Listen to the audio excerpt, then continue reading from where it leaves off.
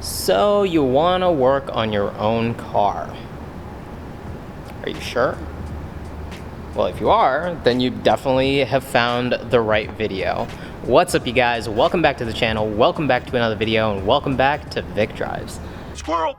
And on today's video, I'm going to go over the 5 best tools for new DIYers to use when trying to fix up your car.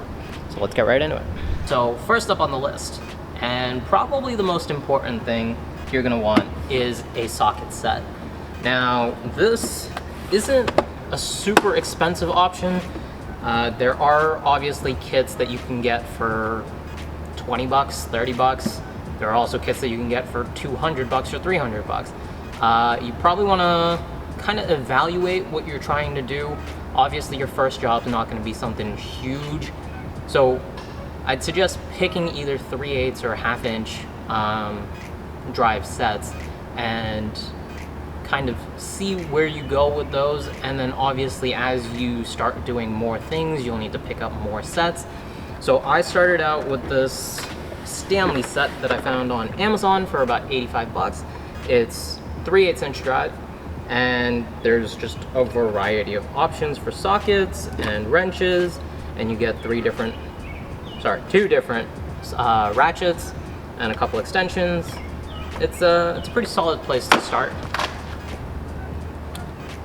And if you own a German car, then I've complained about this before, but you're definitely going to want a Torx set. And a good word of advice for whether you're getting the Torx bits or an actual socket set, regardless of what size you go for, I definitely recommend that you find one that has a full range. So some sets start at like 10 millimeters or 8 millimeters, and then they go to 17 or 18. But there are some sets out there that will start at 8, go to 13, skip 14, go to 15, and then skip 16 and 17 and just give you 18. So just make sure that you're getting all the sockets, the entire range in between whatever you're looking for. The next thing on the list is just a typical toolbox. I personally have this Cobalt kit that we got at Lowe's for I think like 20 or 30 bucks. But pretty much all you're looking for is a few different screwdrivers, Phillips and flathead obviously, a couple pliers, maybe I don't know, just a bunch of other stuff. And then we have these tiny little screwdrivers here, and then the most versatile tool in your toolbox, obviously. Like, go down in the comment section and name something that you can't fix with a hammer. I'll be waiting.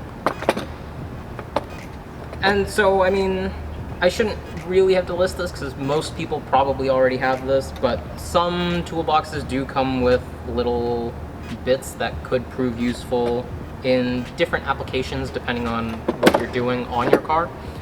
So definitely something worth looking into. It's a good investment. Even if you don't keep working on your car, you can definitely use these around the house as well. Number 3 on the list is a jack and a set of jack stands.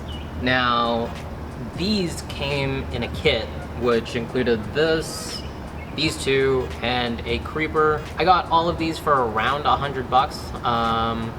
I will try to find a picture or a link, and I will include those in the description below. So a jack is very useful for pretty much anything that you aren't doing in the engine bay of your car. Sometimes it helps when you're doing stuff down there as well. The jack pretty much is used to lift your vehicle, whether you're changing a tire or you're changing your brakes or you're redoing your suspension. There's a billion different uses for it. Pretty much how it works is you find a solid piece of metal under your car, and then you kind of pump this, and then the hydraulic lift lifts your car. As for jack stands, they generally come in sets of 2. You're definitely going to want to check the weight rating to make sure that it can hold at least one corner of your car. As for beginners, I would definitely suggest starting with just the 2. I only have 2, but as you progress through your DIY career, might be a good idea to pick up another set, just so that in the event that you need to work on all 4 corners, or you need your car to be level, you have the car elevated to the same level on all four corners. Now, just a little bit of a sidebar here. Obviously, a lot of the tools that you're going to be looking at, a lot of the things that you'll find on the internet will look really appealing, but then you'll see the price tag and then that might kind of drive you away from it. There are a lot of tools that you might only use one time, or you might use them twice and then, you know, you might not need them. So spending $100 or $200 or something like that on a tool that you're barely ever going to use might not exactly be worth it. So there are alternative options for a lot of those jobs. Stores like AutoZone and O'Reilly do tool rentals. I'm not sponsored by them, they're just companies that I've used in the past. So that might be something worth looking into if you're doing some of those more specialized jobs. Also, if you have friends who work on their own cars, consider, you know, having them come over, helping you work on your build, borrow some of their tools if you don't have them yet.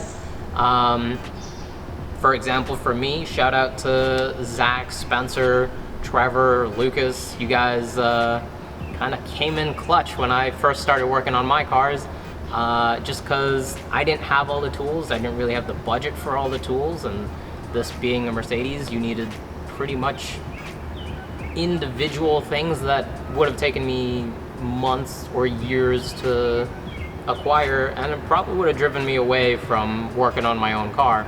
But my friends had the tools and the time, so they kind of came by and helped me out, and here we are. All right, getting back into the list now.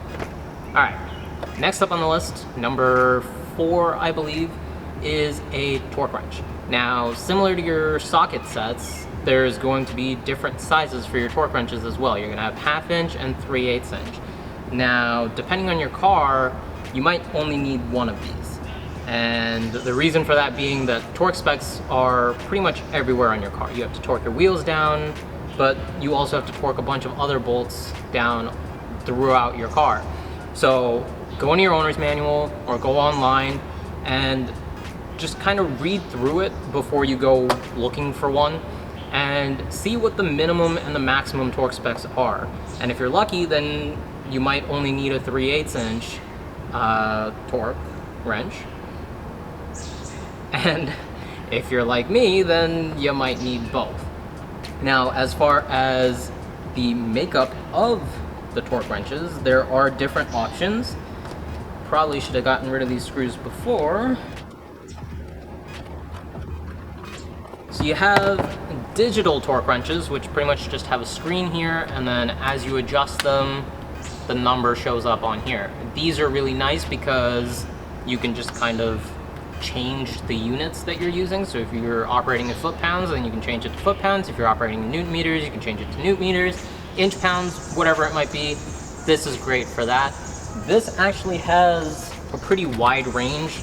It goes from 5 to 80 foot-pounds, which is plenty for most cars. It's great when you're torquing bits down in the engine bay.